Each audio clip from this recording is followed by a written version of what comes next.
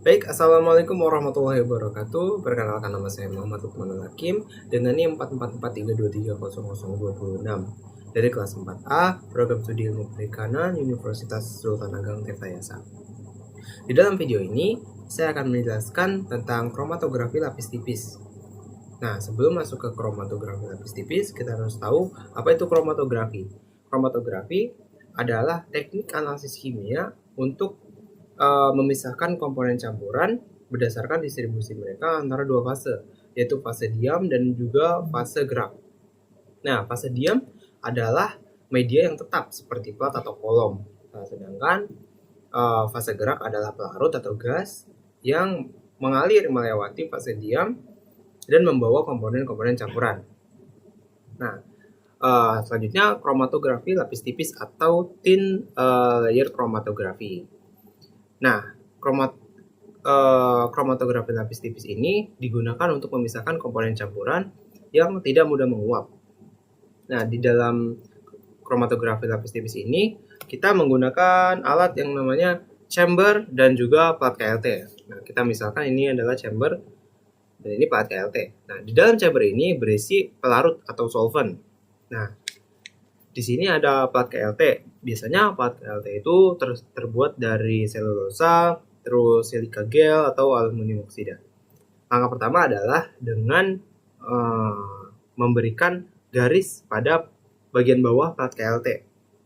Seperti ini garis dengan jarak 1 sampai 1,5 cm. Lalu diberikan titik-titik tanda ini. Nah, untuk meneteskan sampel, misalnya di sini sampel A, sampel B, sampel C. Nah, setelah itu, jika sudah diteteskan, lalu kita keringkan si sampelnya tersebut, lalu kita masukkan ke dalam chamber yang berisi pelarut tadi. Nah, kita masukkan, lalu pelarut akan naik ke atas.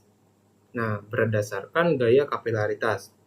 Pelarut ini bersifat nonpolar, sedangkan plat KLT ini bersifat polar.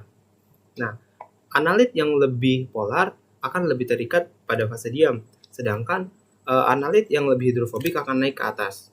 Nah, jika pelarut sudah naik hampir sampai atas, misalnya sampai sini, setelah itu kita ambil dan kita berikan garis. Nah, jika sudah diberikan garis, kita keringkan si plat KLT tersebut yang berisi sampelnya tadi, yang berisi pelarut tadi. Kita keringkan menggunakan udara atau alat seperti hair dryer. Kita keringkan. Nah, jika sudah kering, untuk mendapatkan hasil pemisahan komponen perlu dilakukan visualisasi dengan menggunakan sinar UV atau reagen. Nah, jika kita menggunakan sinar UV, plat KLT tadi yang sudah dikeringkan kita sinari dengan UV dan kita beri tanda. Misalnya kita beri tanda ini, saya sudah terlihat lihat tanda seperti ini misalnya ya. Nah, jika sudah kita tandai, maka yang reagen. Untuk menggunakan reagen biasanya disemprotkan. Reagen itu